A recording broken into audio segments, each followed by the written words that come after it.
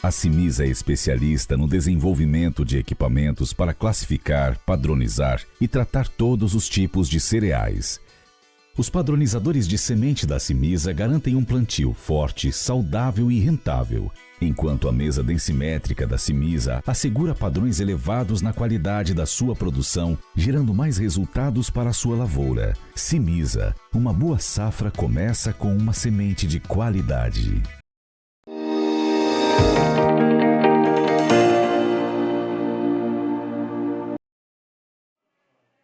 E depois de uma semana nervosa, muito volátil e muito agitada na Bolsa de Chicago, as cotações da soja nesta sexta-feira terminaram o pregão bem próximas da estabilidade. Do lado positivo da tabela, os preços terminaram o dia aí subindo entre 2,5 pontos e 5 pontos nos contratos mais negociados e o julho já não valendo mais algo acima dos 16 dólares por bushel. Aqui no Brasil, os impactos também vieram depois desse nervosismo todo, mas de forma um pouco mais contida. Para a gente entender essa movimentação e fazer um resumo da semana e entender principalmente o que a gente precisa esperar para os próximos dias, a gente convidou o Luiz Fernando Gutierrez, analista de mercado da Safras e Mercado, para estar conosco e fazer, portanto, essa análise. Luiz, boa tarde, seja bem-vindo.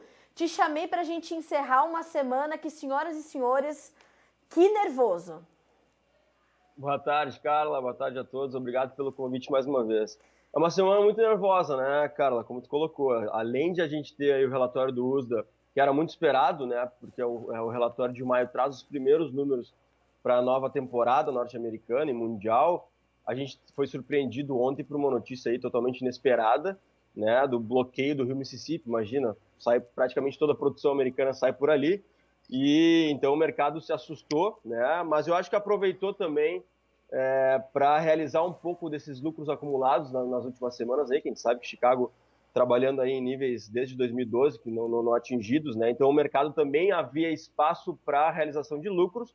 E essa notícia de ontem, embora tenha algum fundamento até, né, olhando para o lado da demanda e tudo mais, eu acho que o mercado aproveitou essa notícia para realizar esses lucros acumulados aí e voltar para um patamar um pouquinho mais dentro da normalidade, digamos assim.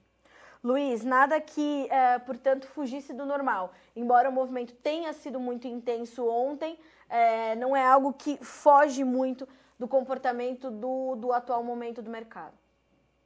Essa queda de ontem foi muito acentuada, né, Carla? Então, como eu coloquei, acho que o mercado aproveitou essa notícia.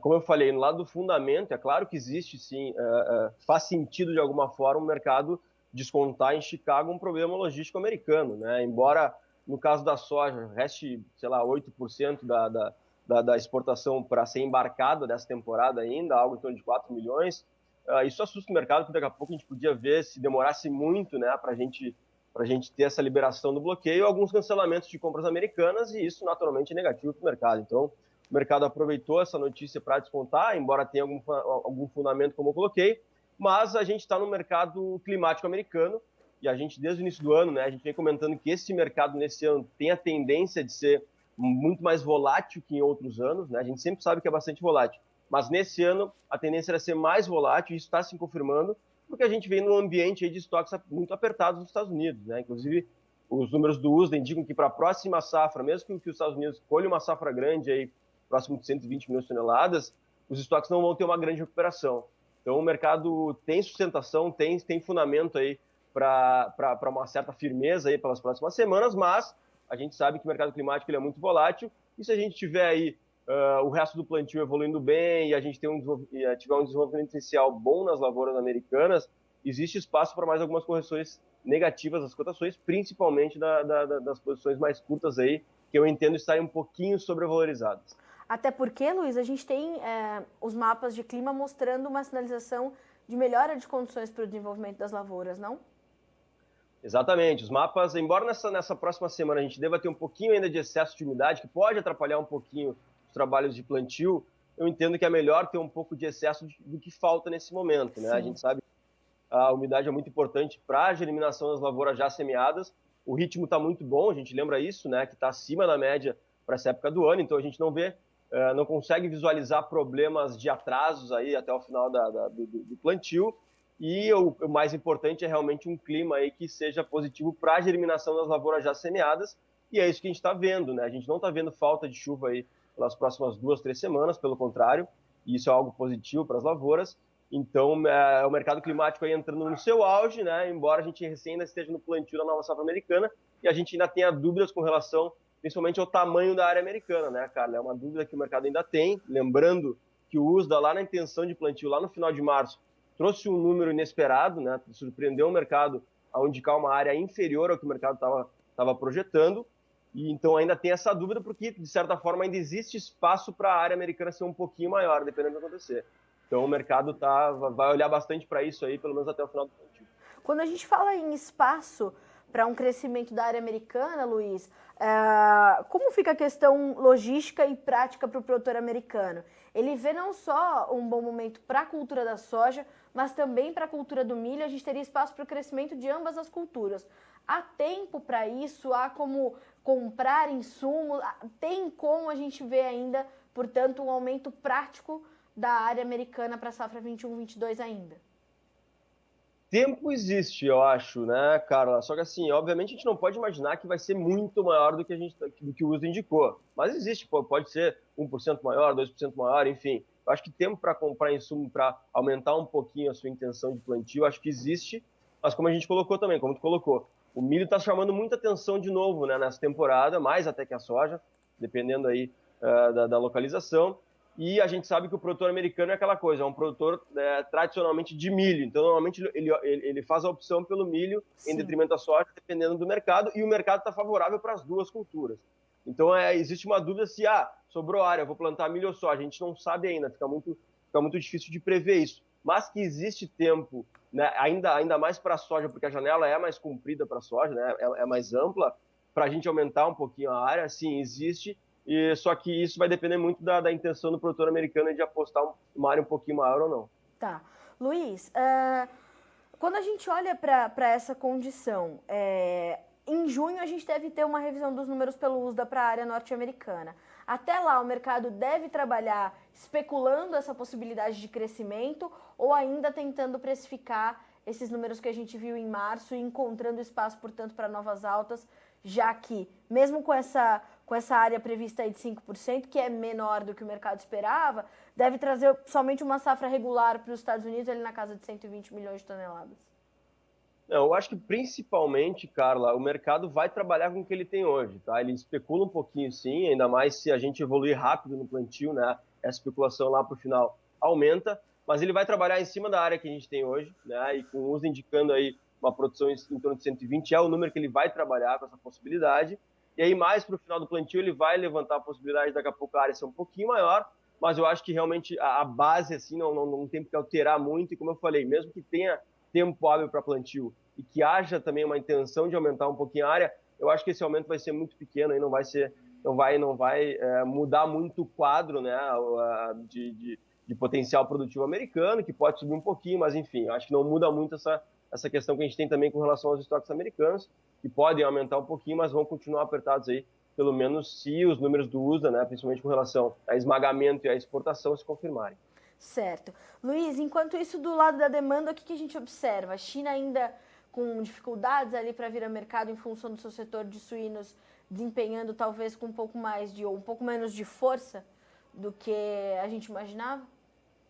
De certa forma, sim, mas assim, no caso do Brasil, Carla, né, que a gente está no auge da exportação e a gente vê a demanda chinesa ainda estacionada aqui de alguma forma, né, eu não vejo grandes problemas. Eu acho que a gente vai continuar vendo uma demanda muito forte pela soja brasileira, pelo menos até agosto, né, que é o normal, digamos, da pauta de exportação.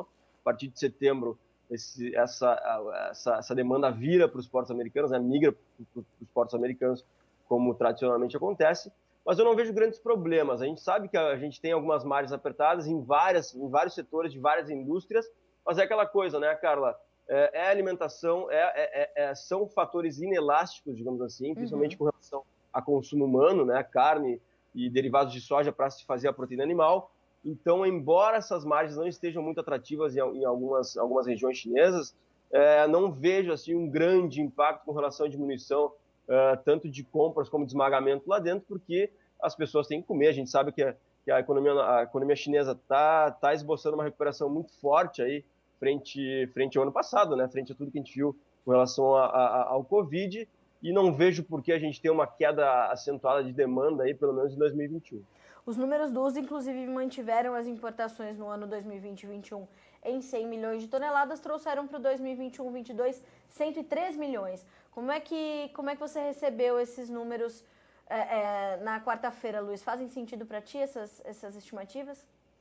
Faz sentido, né, Carla? Aquela coisa, como eu comentei, a gente tem uma recuperação importante da economia chinesa, a gente sabe o quanto um ponto percentual de aumento na economia chinesa impacta aí no consumo de alimentos, né? Não só lá, como no mundo inteiro. Sim. Então faz muito sentido. A gente não vê o porquê da China diminuir compras de soja no curto ou médio prazo, ou até mesmo até meados de 2022, se a gente não tiver problema de rebanho. Eu acho que a questão de margem é contornável, né? Um problema de margem de esmagamento, ele é contornável, o problema de inflação é contornável. Já um problema de rebanho, não. Um problema de rebanho, aí sim a gente tem perdas importantes, que aí a gente pode ter um fundamento para a gente ver a China diminuindo compras aí em níveis mais elevados, mas não é o que a gente está vendo. A gente teve lá no início do ano, vocês devem lembrar, alguns problemas com a PSA, é verdade. Ainda a gente não sabe exatamente qual foi o impacto disso, qual foi o tamanho do problema de fato, mas mais recentemente a gente teve também notícias positivas, dizendo que os surtos tinham sido controlados, que o rebanho estava se recuperando e tudo mais, e a gente tem que acreditar no que a gente tem, né, cara? Até a China, de fato, mostrar que teve um problema muito grande no rebanho dela e por isso ela vai diminuir compras, eu não vejo grandes problemas pro lado da demanda aí, pelo menos por enquanto. Certo. Luiz, ainda falando um pouquinho sobre os números do USDA, antes da gente tratar do mercado brasileiro, nós tivemos, então, as primeiras projeções para a safra 2021-22. Elas já têm um peso, vamos reformular, talvez o mercado já tenha essas informações conhecidas e precisaria de novas informações para encontrar espaço para mais altas agressivas, ou essas primeiras projeções justamente elas já sinalizam um aperto muito intenso e qualquer nova informação daqui adiante seria só mais uma faísca para o mercado? O que eu entendo é o seguinte, né, Carla? A gente tem que começar a olhar para os contratos a partir de novembro, né? Até porque o spread entre safra velha e safra nova, né, os contratos anteriores a setembro, ele está muito alto ainda, ele está muito elevado, exatamente pela questão dos estoques atuais estarem mais baixos ainda do que o USA está estimando para o ano que vem. Então, essa é a primeira coisa. Então, esses 16 dólares que a gente tem nas primeiras posições, aí no julho agora, que está virando a posição spot, eu acho que ele não reflete a realidade para a próxima temporada. Ele reflete a realidade de agora, dos estoques de 3,2 milhões, os menores desde 2012, 13. E para a próxima temporada, mesmo que o estoque cresça um pouco, né, como o USA falou, estoque de 3,8 milhões, é uma recuperação muito pequena. Então, olhando para frente, existe sustentação, porque não é um estoque tão diferente como a gente tem hoje, só que eu acho que 16 dólares é um pouquinho exagerado, olhando para um estoque de 3,8, ou até mesmo potencial produtivo até um pouquinho maior nos Estados Unidos. Então, eu diria que lá na frente, esses 14,50, até mesmo 15 dólares, já estão refletindo, sim, essa possibilidade de uma safra de 120, né, que é o que o USDA trouxe, 119,8, e um estoque de 3,8, uma recuperação pequena dos estoques. Então, eu acho que esse patamar é um patamar que nos traz uma realidade da nova safra americana, pelo menos inicialmente, tá? E aí, respondendo a segunda parte da pergunta, sim, eu acho que o mercado está já precificando isso, só que, como eu falei, se a gente tiver problemas produtivos nos Estados Unidos, a gente está com o estoque muito apertado. Qualquer problema que diminua em 1 milhão de toneladas da safra americana, o mercado vai reagir positivamente de uma forma acentuada. Então, ele está esperando por esse fato novo, né, que seria basicamente o problema produtivo, que nós ainda não temos, né, pelo menos de forma ampla nos Estados Unidos. Certo. E esse, sim, vai ser talvez um catalisador e vai ser o principal ponto de atenção daqui para frente, porque qualquer problema vai apertar mais o estoque americano, que já é muito baixo, e aí vai trazer fundamento para a gente voltar nos contratos mais à frente para os níveis de 16 dólares ou até mesmo mais, dependendo do tamanho do problema nos Estados Unidos, se ocorrer de fato. Né? Tá. Luiz, como tudo isso e toda essa semana, ao lado dessas outras informações que a gente foi recebendo, impactaram na formação e nos negócios aqui no Brasil? Nós tivemos grandes alterações no cenário de preços e principalmente no cenário de negócios esses últimos dias? O preço estava sustentado, estava lateralizado, subindo um pouquinho, continua, né, na continuação da ascendência da curva aí que a gente vinha vendo junto com Chicago, principalmente. Dólar também não mudou muito, aí ficou entre 5,20 e 5,30 nessa semana. Só que na quinta-feira, ontem, obviamente, com o Chicago caindo aí 3%, até um pouco mais em algumas posições, naturalmente, né, principalmente na primeira posição, o mercado sofreu um ajuste negativo sim, aí perdeu 4, 5 reais por saca, até dependendo da localidade, então é um ajuste relevante, mas eu acho que não muda o viés, né, Carla? Eu acho que o viés continua positivo exatamente pelo que a gente está falando de um Chicago muito suportado ainda. No caso dos negócios, obviamente, quando uma saca cai 4, 5 reais, a gente não vê negócio. O produtor sai, o produtor já está com um preço médio muito bom. Obviamente que a ponta compradora continua indo atrás, embora boa parte já esteja negociada, né? A gente sabe aí, mais praticamente 70% da safra brasileira negociada nesse momento. Então é normal que o ritmo de negócio daqui até o final do ano seja um pouco mais lento, né, em comparação com o segundo semestre do ano passado, que foi uma loucura. Então, o ritmo de negócio nessa semana foi mais lento, né? Foi mais lento na semana anterior. Só que à medida em que o preço começa a voltar, aí, se for o caso, para um patamar um pouquinho mais elevado, acima de 180 nos portos, naturalmente a ponta vendedora volta para o mercado e a gente tem demanda. A gente tem demanda por exportação, a gente tem demanda para o mercado interno, não falta demanda. Só que o ritmo deve ser um pouco mais lento, como eu falei, que em meses anteriores, principalmente nos últimos meses de 2020, exatamente porque boa parte da safra brasileira já está comprometida, então tanto na ponta compradora está bem comprada e a ponta vendedora está bem vendida já. Luiz, esses 30% que a gente, ou pouco menos de 30% que a gente tem para comercializar, o produtor brasileiro vai ter bom espaço e boas oportunidades para fazer negócios daqui até o final do ano? Como é que você analisa esse cenário que o produtor, principalmente para aquele produtor que ainda tem um pouco mais de soja para vender, Luiz? Sim, eu acho que esse ano para oportunidades é um baita de um ano, né, Sim. Carlos? A gente tem o ano praticamente inteiro soja só subindo no Brasil, né? Com pouquíssimos momentos aí de correções negativas. Sim. Com fundamento, né? Com o fundamento de Chicago e com o fundamento do câmbio ainda, embora a gente tenha um câmbio mais baixo nesse ano, é um câmbio ainda elevado, acima dos R$5 aí, e a gente não está vendo espaço para ele trabalhar abaixo de R$5 nesse ano, né? Obviamente o câmbio é muito difícil de prever, mas o que o mercado, de uma forma geral, está falando é câmbio acima de 5, talvez 5,20, 5,30 no final do ano. Então o câmbio ainda vai ajudar ele, e Chicago, né, nessa volatilidade alta aí também tem ajudado ele. A gente lembra, existe espaço para algumas correções, né, em ambos os fatores, tanto no dólar quanto em Chicago, principalmente Chicago, porque a safra americana tá totalmente em aberto, digamos assim. Mas o que dá para a gente falar que por exemplo, ano passado a gente só tinha o dólar ajudando praticamente. Sim. Né? E esse ano a gente tem dois fatores. Então, a sustentação do preço ela é mais forte ainda esse ano, né? Então, eu entendo que sim, a gente pode ter preços melhores lá na frente, lembrando que, com relação à safra americana, tudo pode acontecer, e os preços atuais são muito bons, né, cara? A gente não pode esquecer Sim. que aí 180 nos portos é um baita de um preço para a gente fechar agora, e vai de cada produtor querer arriscar um pouquinho mais, um pouquinho menos, mas eu acho que o mercado climático americano pode sim trazer oportunidades, exatamente porque eu falei, ele está mais sensível a problemas produtivos do que em outros anos. Então, qualquer semaninha aí de clima ruim, falta de chuva ou temperaturas muito elevadas nos Estados Unidos, o mercado em Chicago vai reagir e vai trazer oportunidade para o produtor.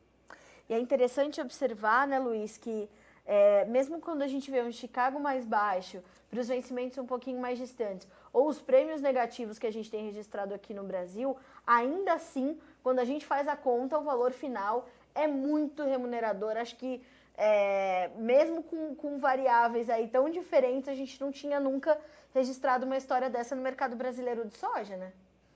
Exatamente, a gente está praticamente na tempestade perfeita, como se chama, né? Mas positivo, assim, né? Realmente, a gente tem um Chicago aí que está em patamares de 2012, 13, a gente tem um câmbio aí que continua muito elevado, tornando a nossa soja muito competitiva no mercado internacional.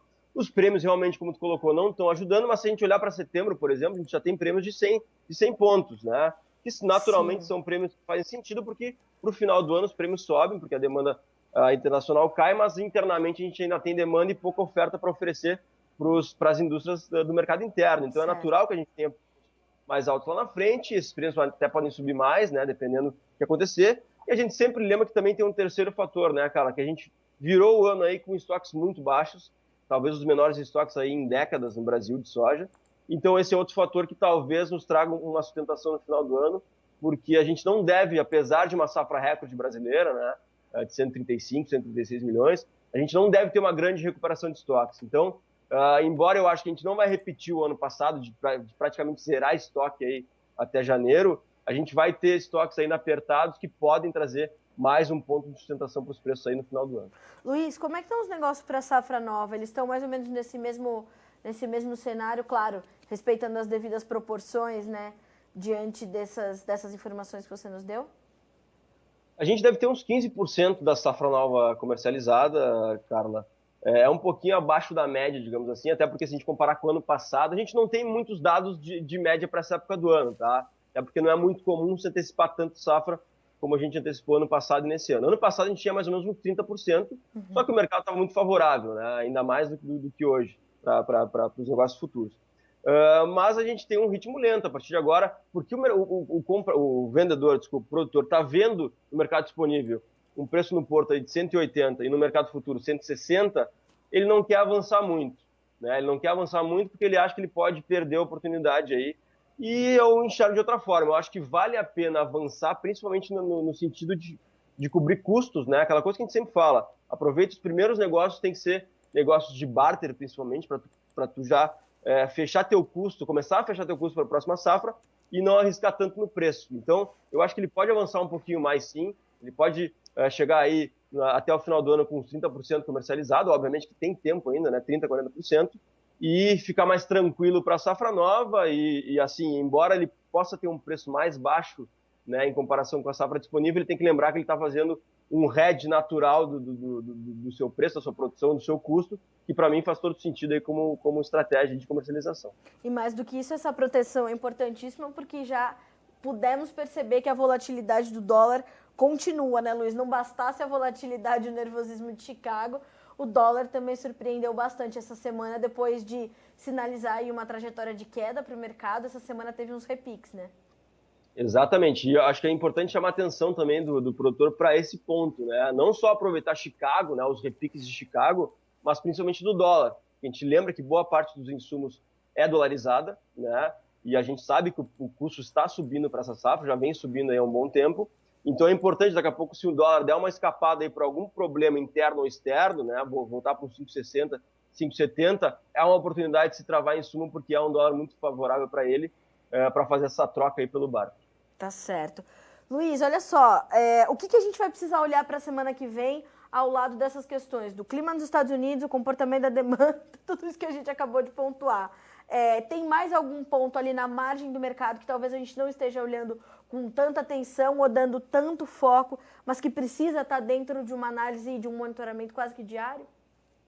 Na verdade, não, Carlos. Na verdade, a gente tem que olhar para mais do mesmo. E cada vez mais a gente tem que centralizar as atenções no clima americano, porque ele vai ser definitivo aí para a gente entender os rumos do mercado até o final do ano e até o início de 2022. Então, é clima americano aí na veia daqui para frente, porque ele vai ser muito importante aí para as definições da produção americana e principalmente na questão dos estoques americanos, que é o grande fator que a gente tem que ficar atento, né?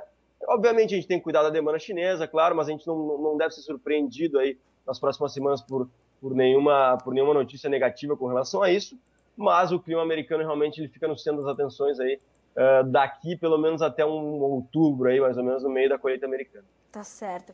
Luiz, obrigada pela sua companhia aí para a gente encerrar essa semana, fazer um resumo de todas essas informações que foram chegando e atropelando umas às outras, né?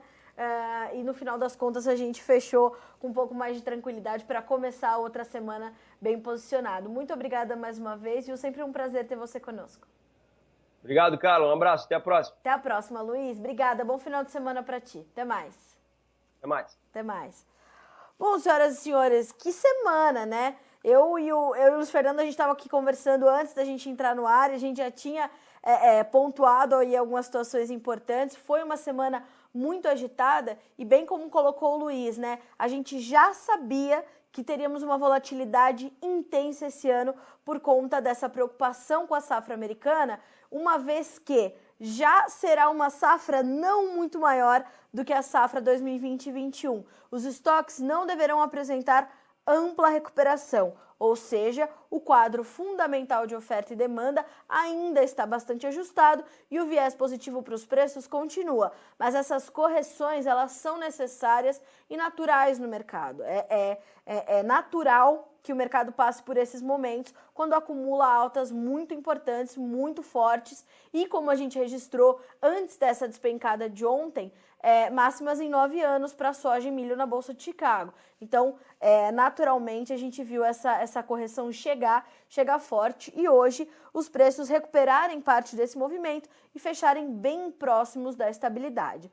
Aqui no Brasil, como também pontuou o Luiz, nós não tivemos grandes alterações no cenário de preços. Obviamente que os negócios ficaram muito mais escassos, porque as cotações recuaram um pouquinho, né, de 5 a 7 reais ontem, principalmente quando a gente teve aquela baixa muito forte em Chicago, apesar do dólar ter voltado ali para casa dos R$5,30, hoje já passou a recuar novamente e vai terminando o dia aí a R$5,27. Então a gente tem um equilíbrio das situações ali, mas que ainda resulta em preços muito bem remuneradores para os produtores brasileiros, né? É um ótimo ano para a produção brasileira de soja, para os negócios com a soja brasileira, e neste momento a China ainda está com a sua demanda estacionada aqui no Brasil, como explicou também o Luiz Fernando Gutierrez, e este movimento deve se dar até agosto, pelo menos, quando aí começa a haver uma inversão lá para os Estados Unidos, quando começa a chegar ao mercado a safra 21-22.